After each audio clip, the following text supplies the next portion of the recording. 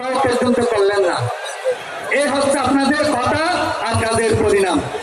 আমরা বেশি কিছু বলবো না, আমাদের মুখপাত্র শ্রীকৃষ্ণ বাবু বলবেন। আমি শুধু বলতে চাই, আজকে আমাদের লোক হয়েছেন 5 লক্ষ।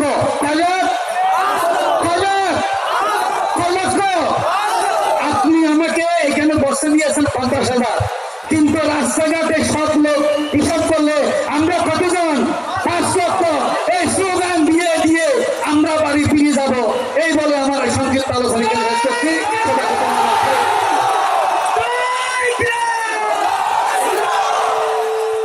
এ পর্যায়ে বক্তব্য রাখবেন বাংলাদেশ সন্তমণ্ডল পরিষদের অন্যতম পূজনীয় সন্ন্যাসী শ্রীমৎ স্বামী উমেশানন্দ গিরি মহারাজ।